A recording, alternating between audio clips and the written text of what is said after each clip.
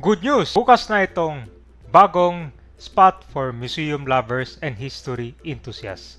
Ito yung Museo del Galion. Located sa SM Mall of Asia Complex, itong 4-story dome-shaped experiential museum na makikita natin yung history ng Philippines through its maritime heritage at itong Manila Acapulco Galleon Trade.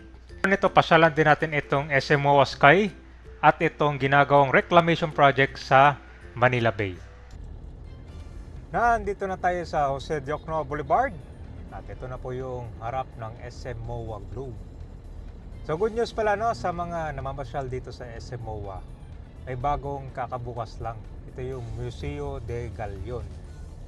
Doon malapit sa may SM Bay the Bay ito sa likod. So panibagong pasyalan. Kasi maganda kasi may kita mo yung mga history nung unang panahon, no? Yung Museo de Galion. Tapos maganda yung location niya, doon mismo sa harap ng SM Bay the Bay. Walking distance lang. Yan. Ito po yung bagong expand na SM MOA kabayan. Di ba? Ang ganda na oh. Dito yun eh. Lakarin natin. Pakita ko sa inyo kung saan na. Actually, mas malapit kung doon kayo sa SM Bay the Bay magpo-parking. Pero meron din naman, kung gusto niyo naman covered, dito mo sa malapit sa IKEA store, meron din.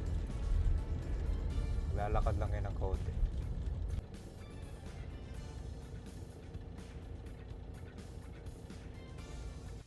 Alright, so nandito na tayo sa Seaside Boulevard. So ito kami, pakita ko sa inyo itong entrance ng Museo de Galion. Ito yung SM Bay the Bay oh.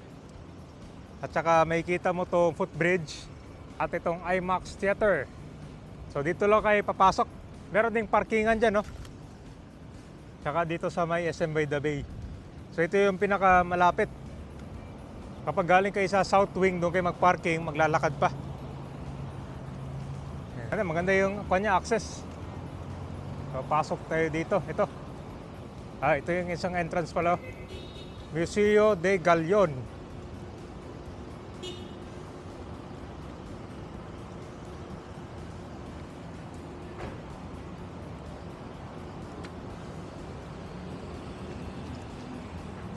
Yun, no?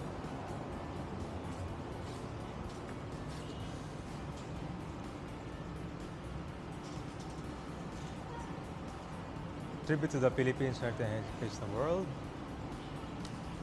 From the shores, the Philippine Islands sail the galleons of Manila Acapulco Trade Bingin Bridge. Ayan. Ayan guys.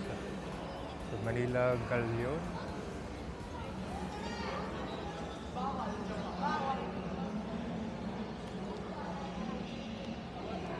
So dito yung guys, ticket. Meron din parang entrance dito. Ay, hindi. Sa ano? Sa yung mama. Okay. Ayan yung barko.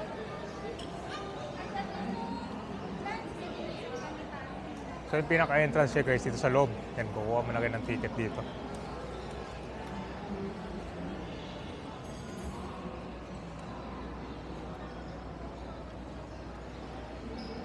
Museo de Galion.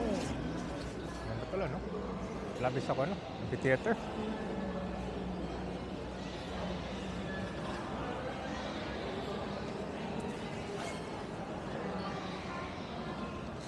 Ayan guys, itong entrance malapit lang sa restaurant, no?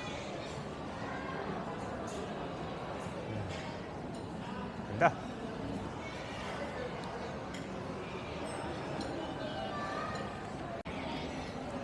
So yun guys, ito na yung Museo de Galion na nag-open noong May 1, 2026.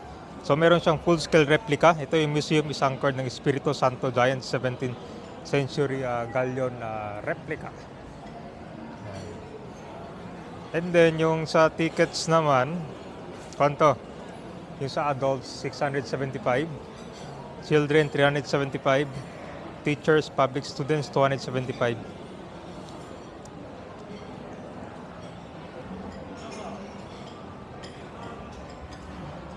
So ito ay meron direct access sa Mall of Asia. First viewing upon entering 9,000 square meter museum. Itong museum house siya sa 4-level dome-shaped structure dito sa Mall of Asia Complex. So spanning approximately 9,000 square meters. So meron siyang 4 galleries highlighting the identity ng Philip seafarers.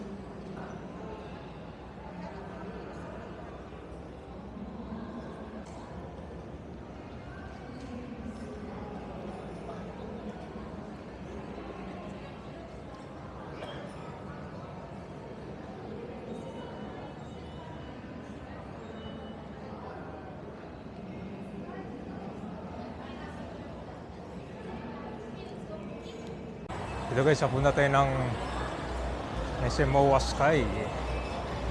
Ayan. Ilang pasalang yan dito na? Ayan na. Dito guys, kung gusto nyo naman makita yung view ng Manila Bay o yung football dito.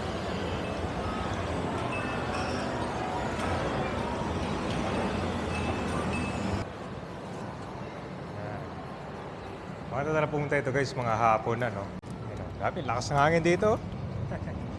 Yan ang problema dito. Tirik yung araw, ganitong oras eh.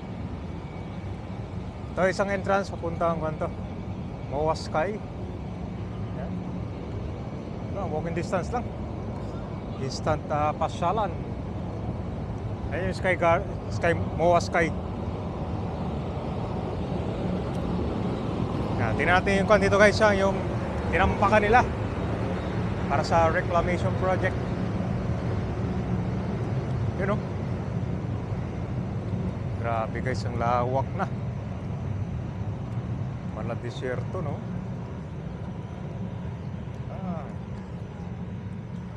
Binago pala nila yung kan dito. Mas malawak na siya ngayon, no?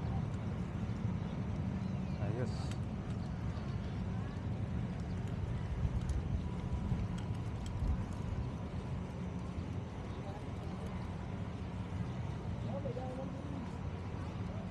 Yun, no? Isla na.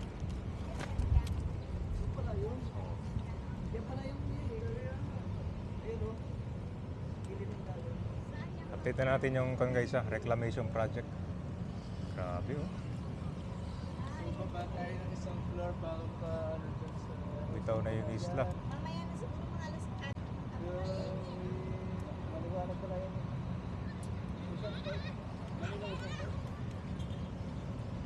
Pati sa barko, meron din mga bago, tatambak pa rin sila.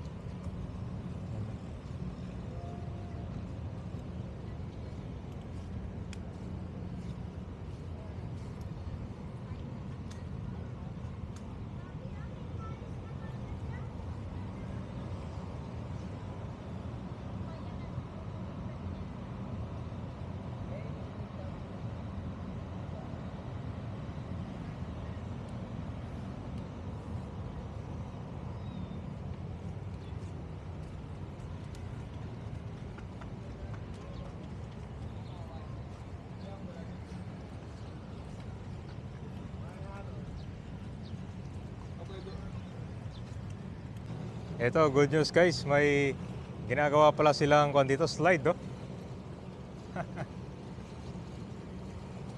May sa baba ka dito sa hagdan, may slide na. So ngayon hindi pa siya bukas eh. Maganda to, oh. Ayos, bagong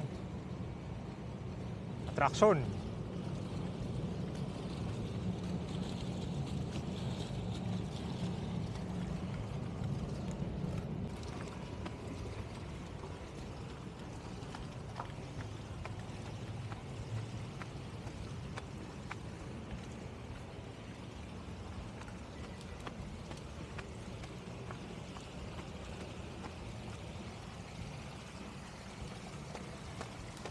You know.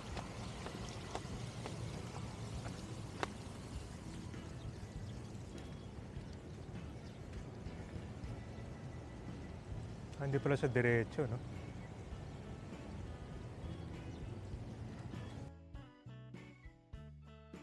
So maraming mga attraction dito sa MOA Sky. Itong Sky Amphitheater, isang 3,200 square meter open air space para sa concert at mga events. May MOA Sanctuary din, glass structure at garden para sa mga gusto mag-reflect o magdasal.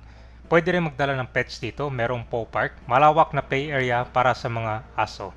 At higit sa lahat itong viewing deck, pinakamagandang spot para makuha ng sunset view ng Manila Bay mula sa itaas.